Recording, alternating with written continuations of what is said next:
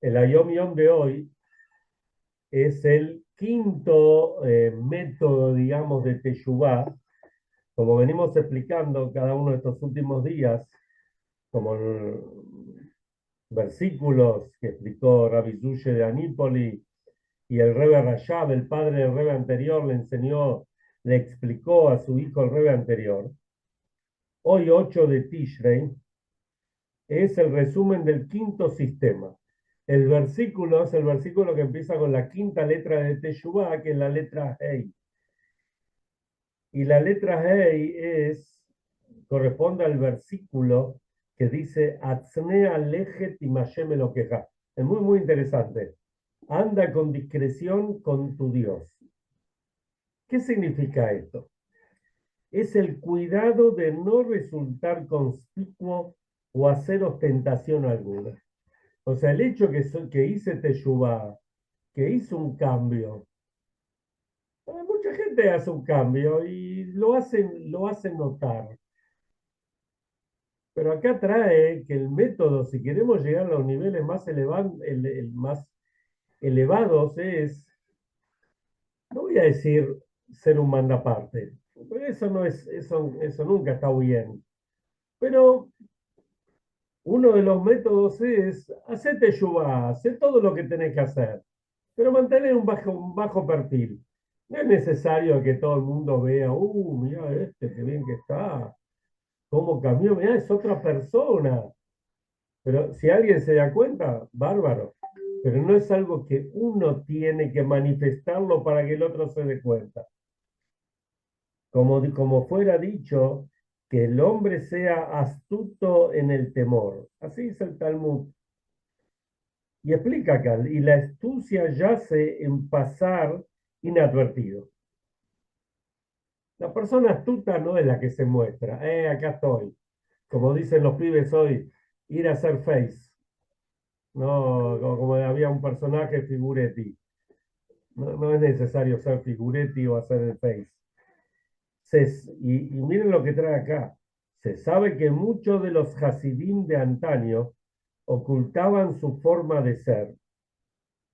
O sea que realmente eran hasidim, que hacían tefilá con devoción. Pero a él le llevaba mucho tiempo y se pasaban horas estudiando Torah. Y por ahí estaban apartados del mundo porque no les interesaba el mundo. Les interesaba estar conectado con Hashem, de corazón, por el lado bueno. Y dice, y cuando eran descubiertos se sentían doloridos. No era ellos esto lo que buscaban. Esta es la boda de Teshuvah que resulta de Atzenea Leje, ser reservado. En el judaísmo, ser reservado es algo importante. Y nos estamos acercando ya de acá a 24 horas, ya Bezrat Hashem, vamos a estar en el Shil, si lo quiere, con el Mashiach. El Yom Kippur es Yom Kippur. Entonces, explica el Maimónides, trae extensamente el Talmud. Hay todo un tratado del Talmud que se llama Yomá, el día. ¿Cuál es el día ese? Es Yom Kippur, el día, entre comillas. Y como explican los sabios, y de vuelta el Rambam, el Maimónides trae, dice, Itzumoshel Yom Mechaper, la misma esencia del día perdona. Y sobre eso vamos a tratar de analizar, de hablar un poquito. ¿Qué significa que el día mismo perdona? Si vamos a mirar el texto bíblico, lo que se va a leer en la Torá en la mañana o el mediodía, digamos, de Yom Kippur, vamos a ver que en varias oportunidades dice, Jucat Olam, esto es un decreto divino que este es el poder que tiene este día. Si uno lo mira históricamente, es el día que Moshe bajó con las tablas de la ley, con las segundas tablas, y eso fue el mensaje de que el pueblo estaba perdonado totalmente del terrible pecado del becerro de oro. A veces nosotros por tal vez no tomamos la dimensión de lo que fue el pecado del becerro de oro. Después de que los Yehudim vieron milagros y maravillas desde cuando estaban en Egipto, al salir de Egipto, al cruzar el mar, al llegar al desierto de Sinaí, y el momento culminante fue cuando recibieron la Torá, escucharon los 10 mandamientos directamente de Hashem, un hecho único en toda la historia de la humanidad. Pasan apenas 40 días y hacen el becerro de oro. Es algo que inaudito. Igual no es este el momento para hablar de eso. Pero pasaron, eh, digamos, 80 días más y Moshe bajó con las segundas tablas de la ley, con las Lujot, y el pueblo fue perdonado. Está bien, se entiende, se eligió este día. Pero ¿qué tiene de especial este día para decir que es un borrón y cuenta nueva? Dice vamos, cuando se van a prestar atención en el texto de las tefilot no es simplemente, digamos, que había que ocupar el día. Entonces los sabios, que eran muy inteligentes, se ocuparon de que haya mucho lo que rezar para que el día esté lleno. Nada que ver con eso. Si está la tefilá es porque cada plegaria es puntual. Y un par de palabras o 3 palabras que se repiten permanentemente son Silijá, Mejilá, Capará. Que la traducción en realidad es lo mismo. Silijá, Mejilá, Capará, que distintas expresiones del perdón. Pero para que se entienda esto, vamos a dar un ejemplo. Digamos que una persona, ustedes son todos los que están escuchando acá, son gente que está en el mundo. ¿Qué pasa si una persona va a pedir un crédito? Va al banco y sabe ¿qué tal, Eduardo? Va al banco para pedir un crédito y pide un crédito para un emprendimiento importante, $1.000.000. Y tiene que devolverlo en una sola cuota, de un saque. ¿Cuándo lo tiene que devolver? El día de Tishrei. El día de Tishrei no, porque Yontes, el 9 de Tishrei, digamos. Mañana al mediodía. Llegó el día de Tishrei y el hombre no lo pagó. Llega el día de Heshvan, un mes después, y el hombre no lo pagó. Llegó principio de Kislev, qué sé yo, casi 2 meses después, va a recibir una citación, o lo van a venir a buscar a la casa, y va a tener que ir a presentarse al juzgado. ¿Qué pasa que no pagaste? Y acá tenemos 3 puntos. El primer punto, lo que el banco quiere, son los intereses. Justo estos días que se habla mucho de la deuda externa acá de Argentina, lo que hablan es que a ver si Argentina tiene los fondos o no para pagar los intereses que vencen el año que viene. Nadie está hablando del capital, pero primero tenemos que tener para pagar los intereses, que esa es la ganancia.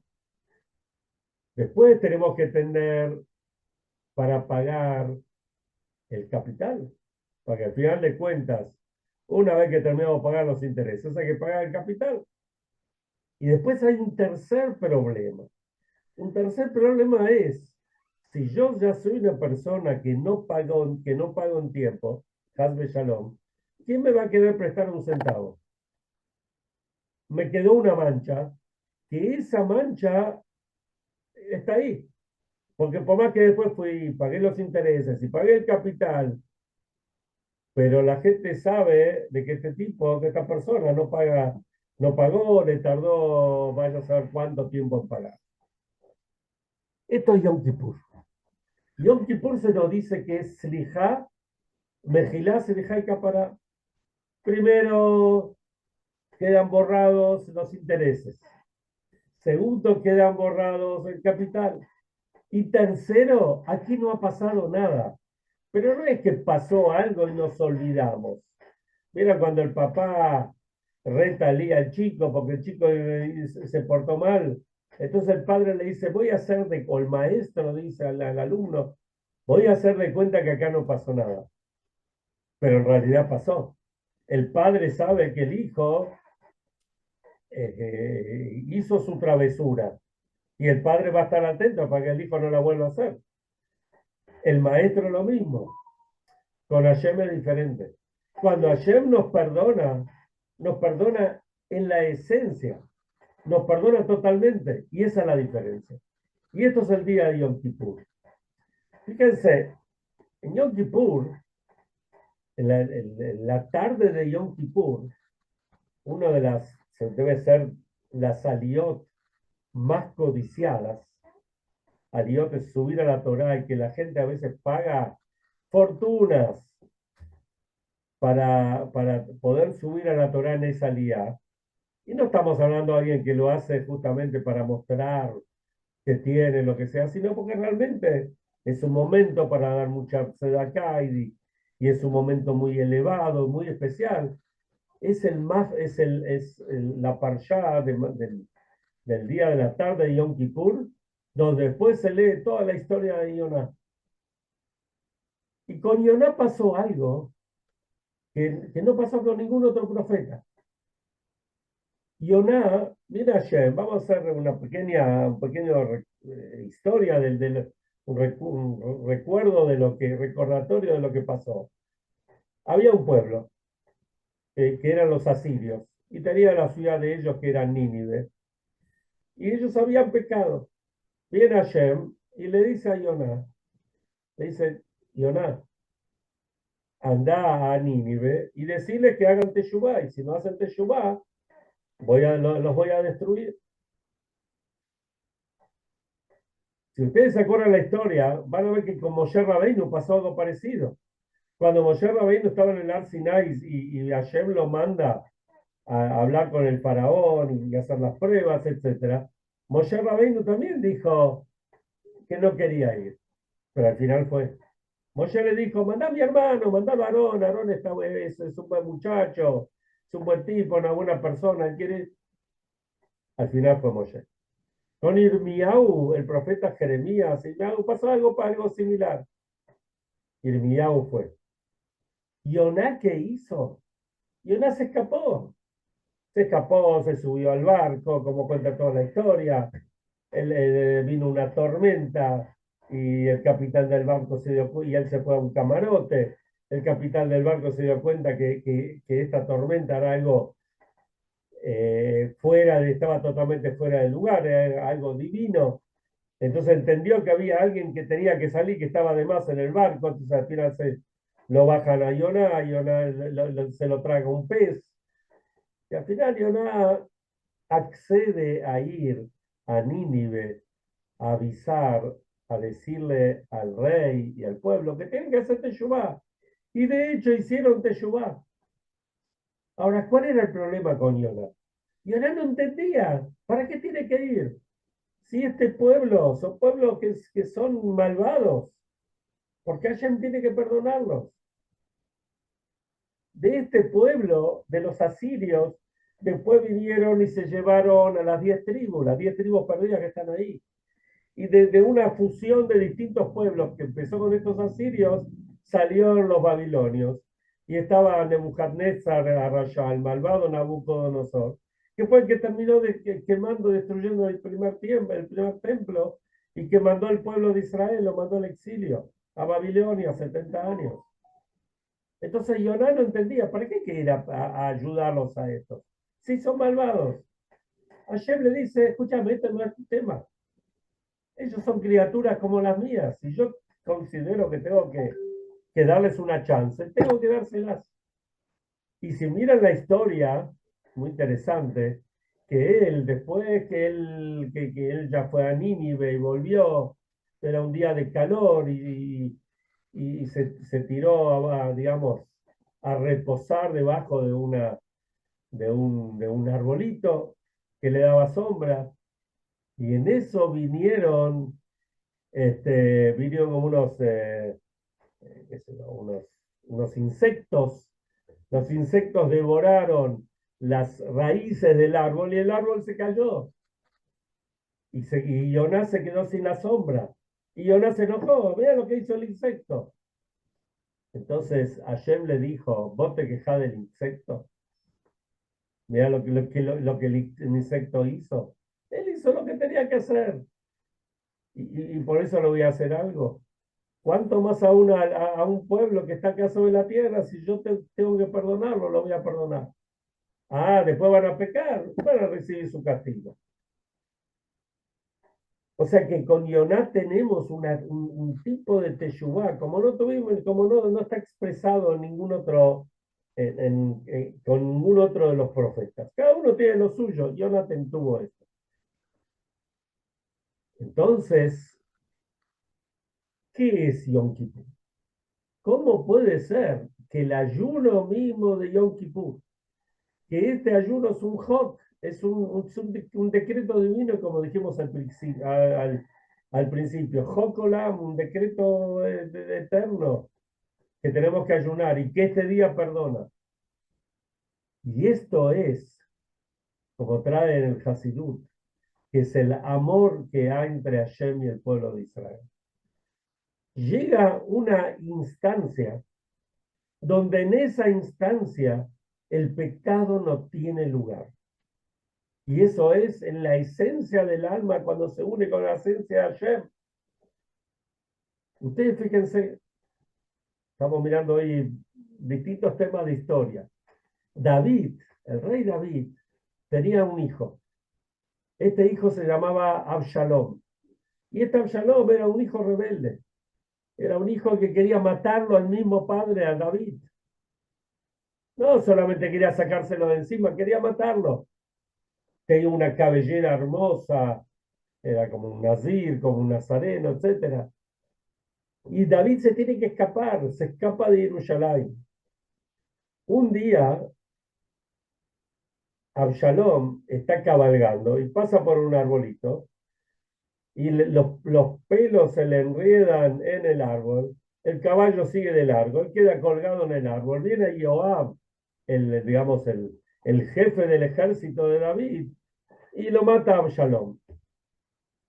Y cuando Joab va a avisarle a David que, que se quede tranquilo, el enemigo ya está, hemos batido al enemigo, como dijo el Cabral. Entonces David se pone a llorar y dice que 7 veces se puso a llorar. El Talmud explica que eso era para librarlo del Geinón, digamos, del purgatorio, etc. Pero ¿por qué se pone a llorar? Porque acá tiene que ver con la esencia. Es el hijo, y es el hijo, por más que el hijo lo quería matar y todo, es el hijo. No hay con qué darle, no hay vuelta atrás. Por eso cuando hablamos de Yom Kippur, Silijá, Mejilá, Silijá y Capará, que son los distintos tipos de expiación, de perdón, decimos que que es un borrón y cuenta nueva. No un borrón y cuenta nueva porque, bueno, Hashem es bueno, nos quiere perdonar, sino porque realmente nos perdona de tal forma que quedamos totalmente limpios. Yo creo que todos tenemos recuerdos de cuando éramos niños, de la adolescencia, de cuando fuimos más grandes. Mis recuerdos de niño y de adolescente, acá en Argentina, fueron que cuando estaba terminando Yom Kippur y toda la congregación está reunida y se dice una vez Shema Israel y 3 veces Baruch Shem Kevod Malchutol Olam Vaed y 7 veces Hashem Elohim, el templo se viene abajo, por decir. El clamor, el sentimiento profundo que cada Yehudí que está en el Shir, en el templo, en el Bet Knesset en ese momento, es algo indescriptible. Pero yo estaba pensando que me había pasado en los lugares donde me tocó estar, bueno, digamos que sería normal o natural. Ni que hablar, Baruch Hashem, cuando tuve el privilegio, tengo que decirlo, Baruch Hashem, de estudiar en la yeshiva del Rebbe y pasar Yom Kippur con el Rebbe.